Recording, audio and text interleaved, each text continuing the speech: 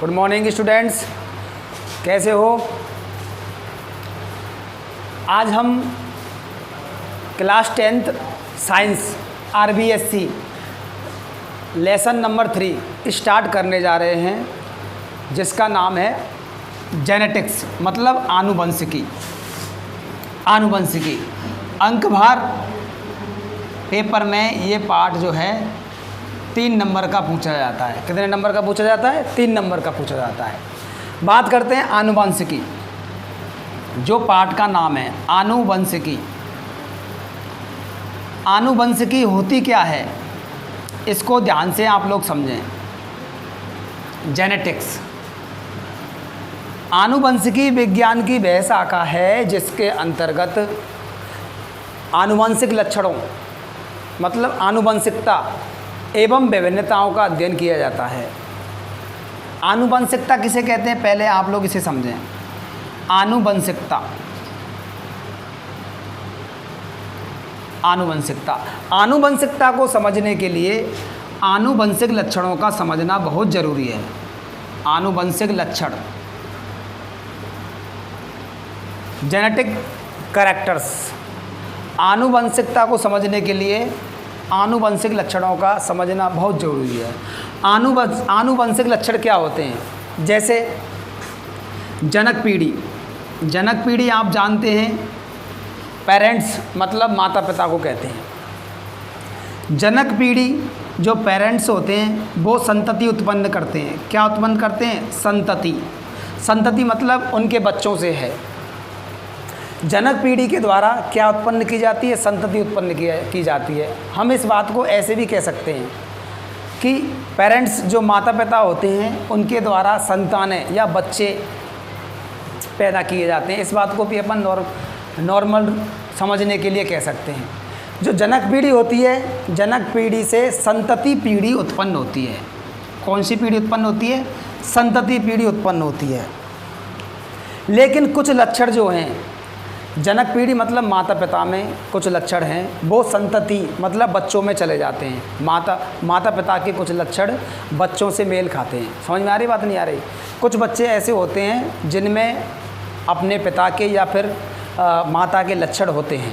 ठीक है ना? आप लोग नॉर्मली इस बात से सहमत हो कि जनक पीढ़ी या जो माता पिता होते हैं उनके कुछ लक्षण बच्चों में जाते हैं, बच्चों में उनके कुछ लक्षण मैच खाते हैं।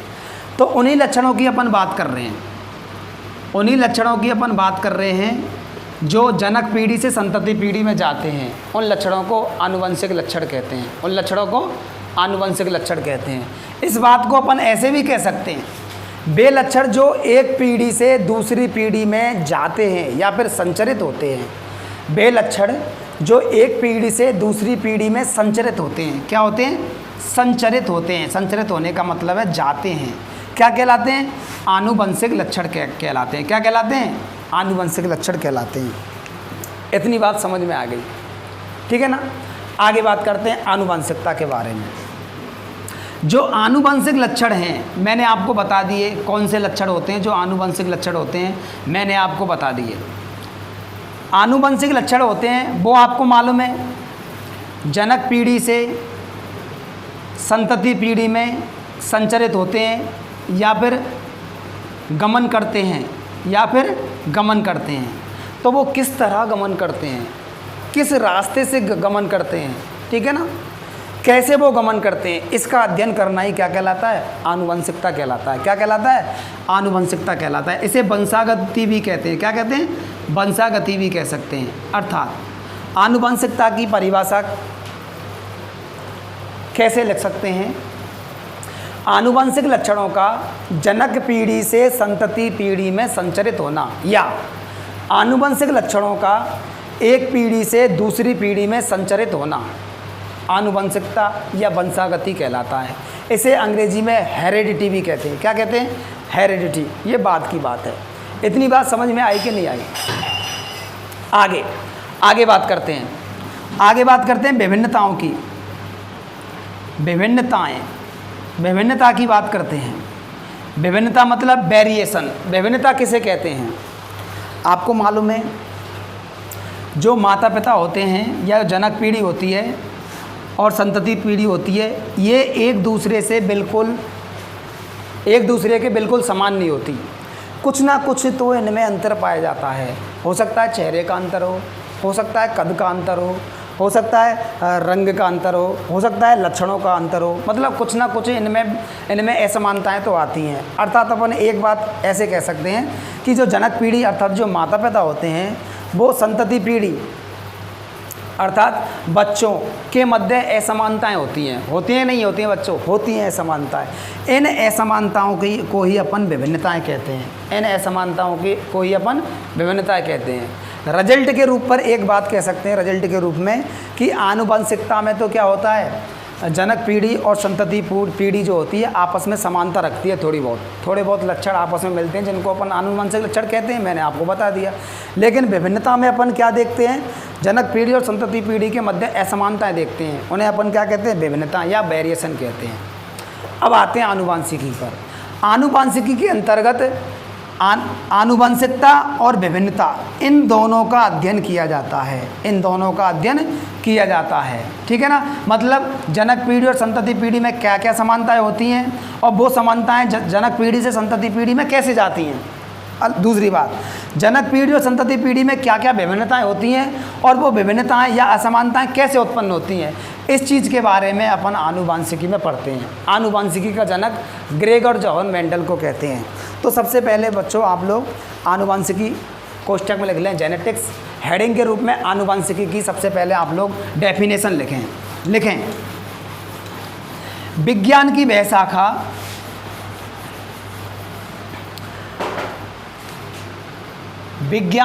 शाखा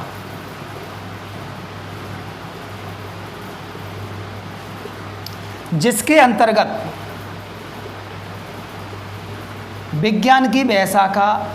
अंतर्गत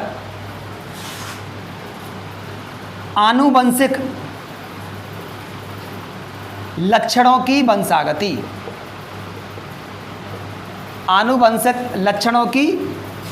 वंशागति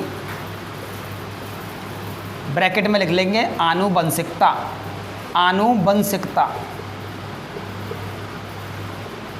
तथा विभिन्नताओं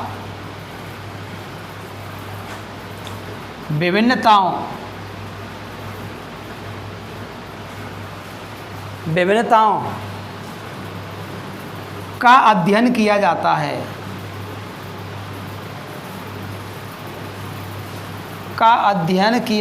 है आनुवंशिकी कहलाती है।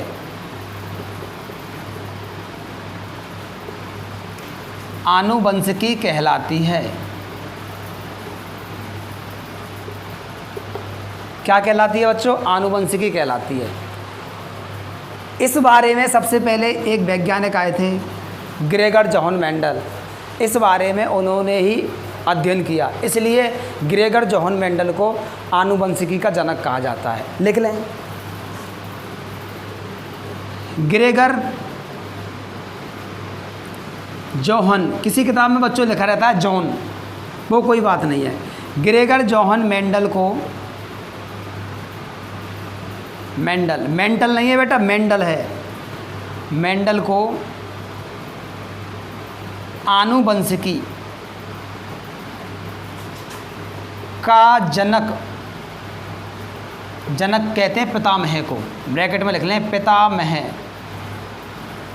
मतलब निर्माण करता है एक तरह से, का जनक कहा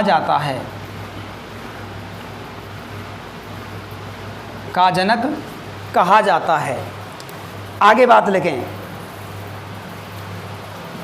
जो जेनेटिक शब्द है ये वाला जेनेटिक्स, जिसे हिंदी में आनुवंशिकी कहते हैं, इस शब्द का प्रयोग जो है सर्वप्रथम एक वैज्ञानिक ने किया था जिसका नाम है बेटसन। आप लिखें, जेनेटिक शब्द का प्रयोग सर्वप्रथम बेटसन नामक वैज्ञानिक ने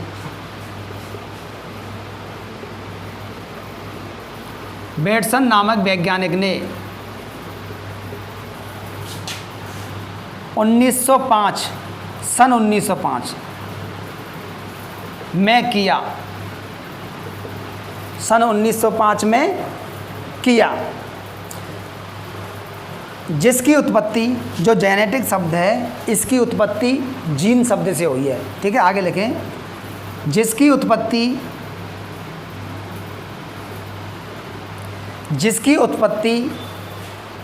ग्रीक भाषा के जीन GENE जीन शब्द से हुई है, जीन शब्द से हुई है। ठीक है बच्चों, अब मेंडल ने तो क्या किया, पादपों पर अध्ययन किया। किस पर अध्ययन किया? पादपों पर अध्ययन किया। पादपों में जो आनुवंशिक लक्षण होते हैं वो एक पीढ़ी से दूसरी पीढ़ी में कैसे जाते हैं, अर्थात पादपों की आनुवंशिकी के बारे में मेंडल ने बात की। लेकिन हम बात करें जंतुओं की बात करें, जैसे मनुष्य हो गया, मनुष्य में जनक पीढ़ी से संतति पीढ़ी में लक्षण जाते हैं, आनुवंशिक लक्षण प्रवेश कर जाते हैं, और जनक पीढ़ी और संतति पीढ़ी के मध्य अर्थात माता पिता एवं बच्चों के मध्य असमानताएं भी होती हैं। इसका अध्ययन किसने किया? अर्थात इसको बोलते हैं मानवीय आनुवंशिकी। क्या बोलते हैं इसको? मानवीय आनुवंशिकी। तो एक वैज्ञानिक था ए गैरड। कौन सा वैज्ञानिक था? ए गैरड। इसको मानवीय आनुवंशिकी का जनक कहा जाता है। ठीक है ना, ह्यूमन जेनेटिक्स। ठीक है ना, इसको नोट करके आप लोग लिख लें, अगर कोई आपसे पूछ ले तो आप बता देना। मानवीय आनुवंशिकी ब्रैकेट में लिख लेंगे आप लोग, ह्यूमन जेनेटिक का जनक ए गैरड।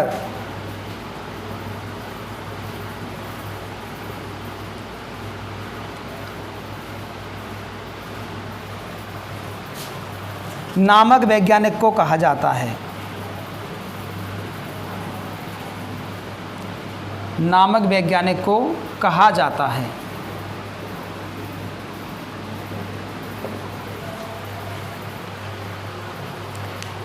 Clear students? आगे आनुवंशिकी की में हम क्या क्या अध्ययन करते हैं? वंशागति, आनुवंशिक लक्षणों का अध्ययन करते हैं, वंशागति का अध्ययन करते हैं, विभिन्नताओं का अध्ययन करते हैं। अब इनको परिभाषित करेंगे। अगली आप लोग हेडिंग डालेंगे आनुवंशिक लक्षण। हेडिंग डालो आप लोग आनुवंशिक लक्षण। इंग्लिश में लिख लें आप इसको जेनेटिक कैरेक्टर्स।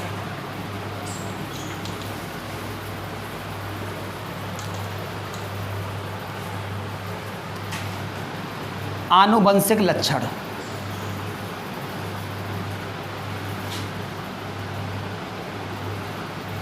Genetic characters.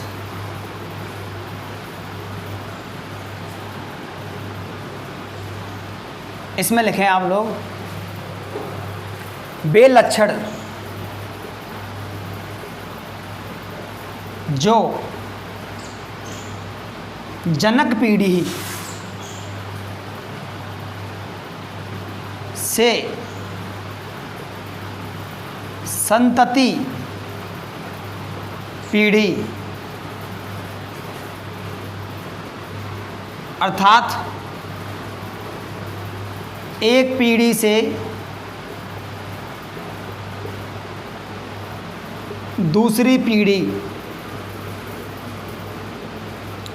में संचरित होते हैं, मतलब जाते हैं, संचरित होते हैं, आनुवंशिक लक्षण कहलाते हैं। आनुवंशिक लक्षण कहलाते हैं।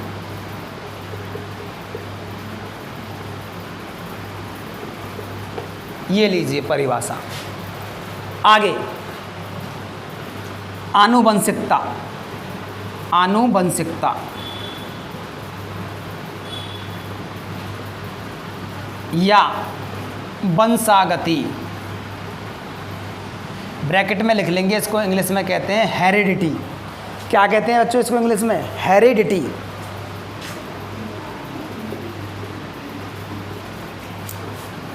इसको डिफाइन कैसे करेंगे? लिखें, आनुवंशिक लक्षणों, आनुवंशिक लक्षणों का जनक पीढ़ी से संतति पीढ़ी, अर्थात एक पीढ़ी से दूसरी पीढ़ी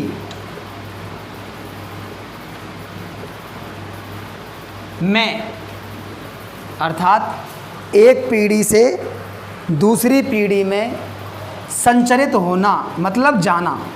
कैसे जाते हैं उस चीज़ की बात कर रहे हैं। संचरित होना आनुवंशिकता कहलाता है। आनुवंशिकता बच्चों, आनुवंशिकी और आनुवंशिकता में अंतर है, ठीक है ना। आनुवंशिकता या वंशागति कहलाता है, या वंशागति कहलाता है। आगे अगली लाइन से डैश लगा के लिखेंगे आप लोग। हेरिडिटी शब्द का प्रतिपादन, ये जो शब्द है हेरिडिटी, इसके बारे में बात करेंगे। हेरिडिटी शब्द का प्रतिपादन एक वैज्ञानिक हुए थे, स्पेंसर। स्पेंसर नामक वैज्ञानिक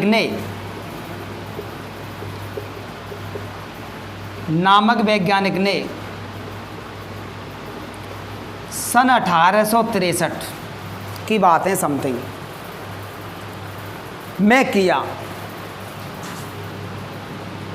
सन 1863 में किया। नोट कीजिए बच्चों। आगे बात करते हैं अगली डेफिनेशन के बारे में। विभिन्नता, अगली डेफिनेशन क्या थी अपनी? विभिन्नता। इंग्लिश में लिख लेंगे वेरिएशन।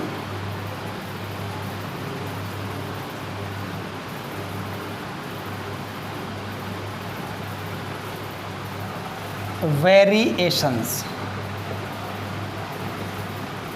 मैंने आपको इसके बारे में डिफाइन कर ही दिया है।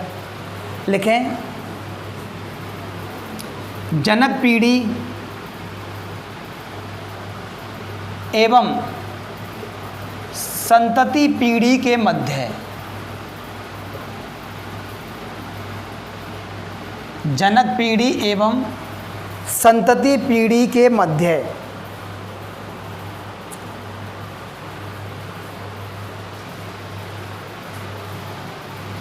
जनक पीढ़ी एवं संतति पीढ़ी के मध्य उत्पन्न होने वाली असमानताएं, उत्पन्न होने वाली असमानताएं विभिन्नता कहलाती हैं, या उत्पन्न होने वाली असमानताओं, ऐसे लिख लो, असमानताओं को विभिन्नता कहते हैं, विभिन्नता कहते हैं। स्टूडेंट्स, विभिन्नताओं की एक और परिभाषा यहाँ पर लिख सकते हैं। विभिन्नताओं को एक और तरीके से परिभाषित कर सकते हैं। कैसे? आपको समझना पड़ेगा इस चीज़ को, ध्यान दें। एक ही जाति, अब जाति क्या किसे कहते हैं? विज्ञान की भाषा में जाति बेटा हमारी तुम्हारी तरह जाति की तरह नहीं होती। कोई शर्मा है, कोई ठीक है ना, कोई बनिया है, ऐसे जाति नहीं होती। विज्ञान की भाषा में जाति क्या होती है? जैसे हमारी बात करें, मानव जाति है। क्या है? मानव जाति। मानव जाति का नाम है सेपियंस। क्या नाम है? सेपियंस। हमसे कोई विज्ञान का टीचर या आपसे कोई विज्ञान का टीचर, पढ़ा लिखा इंसान पूछे कि आपकी जाति कौन सी है, या तो आप मानव जाति बोलें, या उनको अगर करेक्ट आंसर देना है तो आप क्या बोलेंगे? सेपियंस। क्या बोलेंगे? सेपियंस। जो हमारी और आपकी जो सभी बेटे हैं, जाति कौन सी है? सेपियंस। हाँ, तो हम एक ही जाति के सदस्य हैं, ठीक है ना। और हम जब एक ही जाति के सदस्य हैं, मैं और आप, हम सभी एक ही जाति के सदस्य हैं। मुझको देख लीजिए, आप अपने आप को भी देखिए, मुझ में और आप में असमानताएं हैं कि नहीं? बिल्कुल हैं। हमारे चेहरे अलग अलग हैं, हमारी सोच अलग अलग है, हमारा रंग अलग अलग है। समझ में आ रही बात नहीं यार? ये असमानताएं हैं कि नहीं? इनको ही अपन विभिन्नताएं कहते हैं। तो एक परिभाषा लिख सकते हैं अथवा लगा के, अथवा लगा के एक परिभाषा लिख सकते हैं। एक ही जाति के जीवों, एक ही जाति के जीवों के मध्य उत्पन्न असमानताएं विभिन्नताएं कहलाती हैं। विभिन्नताएं कहलाती हैं। स्टूडेंट्स, ये वाली जो डेफिनेशन है, ये इम्पोर्टेंट डेफिनेशन है, ठीक है ना। अब आगे बात आती है, मुझ में और आप में सभी जो सेपियंस जाति के व्यक्ति हैं, जीव हैं, सेपियंस जाति के जो जीव हैं, इनमें विभिन्नताएं क्यों हैं, असमानताएं क्यों आती हैं? एक क्वेश्चन बनता है, लेकिन उसको एक ही जाति के जीवों के मध्य, एक ही जाति के जीवों के मध्य विभिन्नताएं क्यों उत्पन्न होती हैं? विभिन्नताएं क्यों उत्पन्न होती हैं? इस चीज़ को आप लोग पहले समझें। विभिन्नताएं क्यों उत्पन्न होती हैं, असमानताएं जो हैं क्यों उत्पन्न होती हैं, इस चीज़ को पहले आप समझें। तो सबसे पहले आप लोग यहाँ पे ध्यान दीजिए, मानव जाति से स्टार्ट करते हैं, सेपियंस जाति से स्टार्ट करते हैं। लैंगिक जनन पाया जाता है। कौन सा जनन पाया जाता है? लैंगिक जनन पाया जाता है। जो मानव जाति, जो सेपियंस जाति के जो जीव हैं, हम हैं, वो क्या करते हैं? लैंगिक जनन करते हैं। लैंगिक जनन किसे कहते हैं? लैंगिक जनन की प्रक्रिया में दो अलग अलग जीव होते हैं, नर और मादा। वो दोनों आपस में, नर में नर युग्मक बनते हैं और मादा में मादा युग्मक बनते हैं। वो युग्मक आपस में मिलते हैं एक प्रक्रिया के द्वारा, और मिलकर के नए जीव का निर्माण करते हैं, ठीक है। युग्मनज का निर्माण करेंगे, उसके बाद नए जीव का निर्माण करेंगे। इस प्रक्रिया को लैंगिक जनन कहते हैं। तो लैंगिक जनन से ये समझ में आया कि लैंगिक जनन करने के लिए दो जीवों की कम से कम आवश्यकता होती है, नर और मादा। नर युग्मक बनते हैं, मादा युग्मक बनते हैं। ये युग्मक आपस में मिलते हैं। नर युग्मक जैसे शुक्राणु समझ लो आप, मादा युग्मक जैसे अंडाणु समझ लो, वो आपस में मिलना ज़रूरी है। अच्छा, नर युग्मक और मादा युग्मक, नर युग्मक और मादा युग्मकों का मिलना जरूरी है, तभी संतान उत्पन्न हो सकती है या संतति उत्पन्न हो सकती है। नर युग्मक और मादा युग्मक जब आपस में मिलेंगे, ये जब आपस में मिलेंगे तो इनमें जीन विनिमय की क्रिया होगी। किसकी क्रिया होगी बच्चों? जीन विनिमय। इसको इंग्लिश में क्रॉसिंग ओवर भी कहते हैं। क्या कहते हैं? Crossing over. नर युग्मक मादा युग्मक आपस में मिल जाते हैं तो आपस में जो जीन हैं वो डीएनए होता है, आप बड़ी क्लासों में पढ़ेंगे इसके बारे में, आपस में उसको वितरित करते हैं, ठीक है ना। गुणसूत्र जो होते हैं, गुणसूत्र इनके आपस में मिल जाते हैं, ठीक है ना। गुणसूत्र जब आपस में मिलते हैं तो क्या होता है, जीनों का आदान प्रदान हो जाता है, ठीक है ना। इस प्रक्रिया को कहते हैं जीन विनिमय, मतलब क्रॉसिंग ओवर। इस जीन विनिमय क्रिया के कारण एक ही जाति के जीवों के मध्य विभिन्नताएं आती हैं। समझ में आ गई बात, नहीं आ गई? समझ में आई बात, नहीं आई? तो जीन विनिमय या क्रॉसिंग ओवर की क्रिया के कारण एक ही जाति के जीवों के मध्य विभिन्नताएं आती हैं। आप नोट कीजिए, लिखें, लैंगिक जनन की प्रक्रिया में ये बात बच्चों आपको समझ में आ जाएगी, इसी चैप्टर में समझ में आएगी क्रॉसिंग ओवर होता क्या है, ठीक है। ज़्यादा टेंशन लेने की आपको ज़रूरत नहीं है, मौका मिलेगा और मैं आपको बताऊंगा भी, ठीक है ना। लेकिन लैंगिक जनन की प्रक्रिया में के दौरान, लैंगिक जनन की प्रक्रिया के दौरान, लैंगिक जनन की प्रक्रिया के दौरान जीन विनिमय होने के कारण, जीन विनिमय कोष्ठक में लिख लेंगे क्रॉसिंग ओवर, जीन विनिमय कोष्ठक में क्रॉसिंग ओवर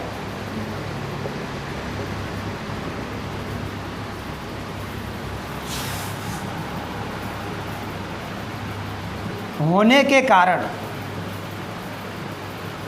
क्रॉसिंग ओवर या जीन विनिमय होने के कारण एक ही जाति के जीवों के मध्य, एक ही जाति के जीवों के मध्य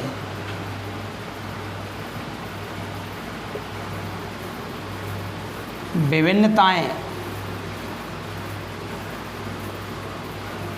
उत्पन्न होती हैं।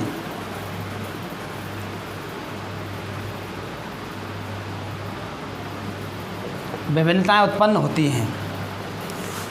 इस बात को एक और तरीके से समझ सकते हैं, जैसे गुलाब है, गुलाब, लाल गुलाब का पेड़ है, गुलाब का सफ़ेद गुलाब भी होते हैं, आपको जानकारी होगी।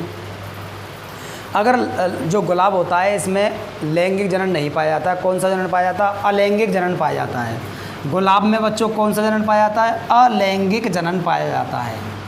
अर्थात गुलाब के पेड़ में से, गुलाब के पादप में से अगर छोटे छोटे टुकड़े करके अलग अलग इनको लगा दिया जाए तो प्रत्येक टुकड़ा नए पादप का निर्माण कर लेगा, ठीक है। ऐसे अलैंगिक जनन होता है। तो हमने लाल गुलाब के पेड़ के टुकड़े कर दिए और अलग अलग पेड़ों का निर्माण हो गया, अलग अलग पादपों का निर्माण हो गया। अब इन जो इस गुलाब में लाल गुलाब के पुष्प आते हैं, इन पेड़ों में भी लाल गुलाब के पुष्प ही आएंगे, ना कि सफ़ेद। लेकिन हमारे माता पिता मतलब का रंग मतलब थोड़ा सांवला हो सकता है, हमारा रंग थोड़ा कैसा हो सकता है, गोरे हो सकते हैं अपन। तो कलर में अंतर आ रहा है कि नहीं आ रहा? लैंगिक जनन में कलर में अंतर आ जाता है जीन विनिमय के दौरान, लेकिन अलैंगिक जनन में कोई अंतर नहीं आता, ठीक है ना। आगे बात करते हैं मेंडल के बारे में। आगे बात करते हैं किसके बारे में? मेंडल के बारे में बात करते हैं, क्योंकि पादपों पर आनुवंशिकी का कार्य मेंडल ने ही किया, इसलिए मेंडल को आनुवंशिकी का जनक कहा जाता है, ठीक है ना बच्चों। मेंडल के बारे में अध्ययन करते हैं, मेंडल कौन था, क्या था, इसके बारे में अध्ययन करते हैं। लेकिन हाँ, आप लोग नेक्स्ट हेडिंग डालेंगे मेंडल का जीवन परिचय।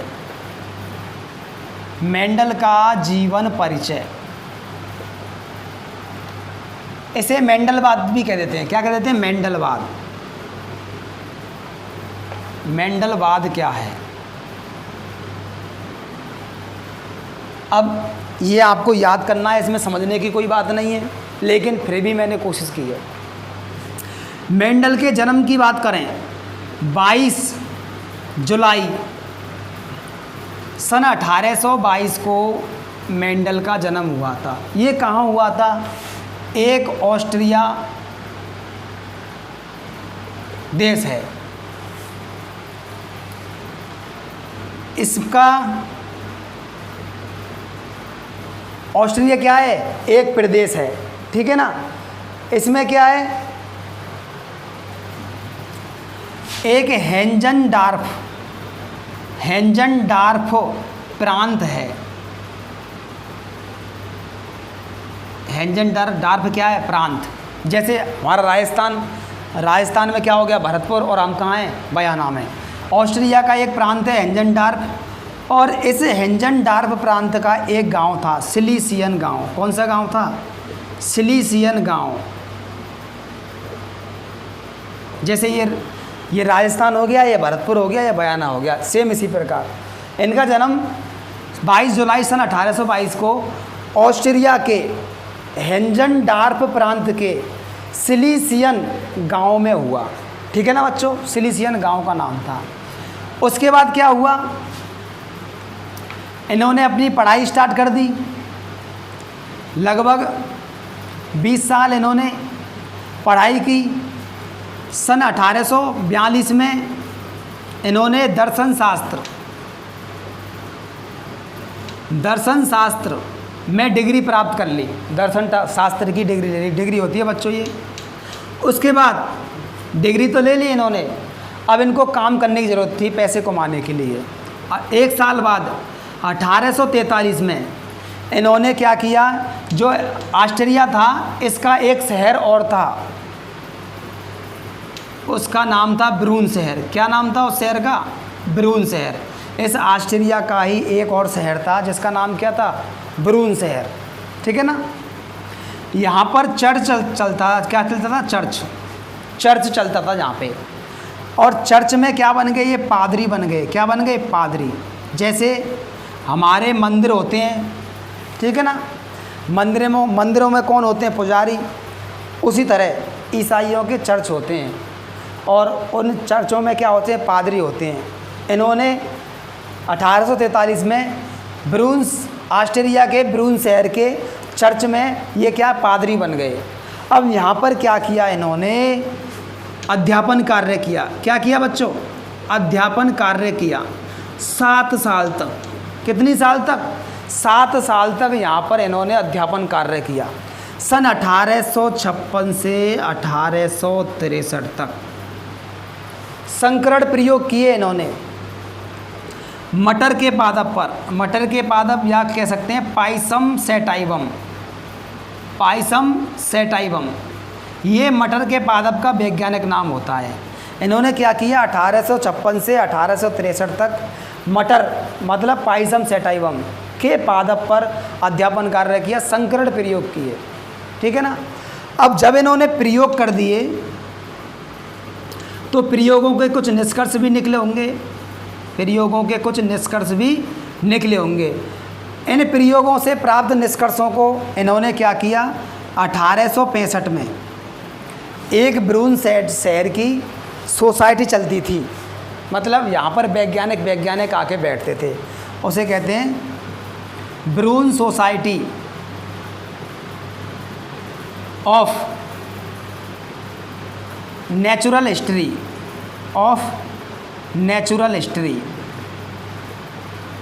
इन्होंने क्या किया, जो अध्यापन कार्य किया, संकरण प्रयोग किए, उनके निष्कर्षों को 1865 में ब्रून शहर की एक सोसाइटी चलती थी जहाँ पर वैज्ञानिक बैठते थे एक तरह से, ब्रून सोसाइटी ऑफ नेचुरल हिस्ट्री उसका नाम था, समूह का नाम था। इन निष्कर्षों को इन्होंने शोध पत्र के रूप में प्रस्तुत किया। यहाँ पे शोध पत्र के रूप में प्रस्तुत किया। इन्होंने क्या किया, मेंडल की बात नहीं मानी। मेंडल ने बहुत प्रयास किए। लास्ट में ब्रून सोसाइटी वालों ने मेंडल की बात मान ली और इनकी एक किताब चलती थी, उसका नाम था वार्षिकी। ब्रून शहर की वार्षिकी नाम था इसका। ब्रून सोसाइटी ऑफ नेचुरल हिस्ट्री की एक किताब चलती थी, वार्षिकी। निष्कर्षों को इस किताब में उन्होंने छाप दिया इन सोसाइटी वालों ने। ठीक है ना। इसके बाद क्या हुआ, 1866 की बात है ये वाली, वार्षिकी में जब निष्कर्षों को छाप दिया, मतलब प्रचार कर दिया इनका। उसके बाद क्या करें, मेंडल को एक बीमारी लग गई। मेंडल को क्या लग गई, एक बीमारी लग गई।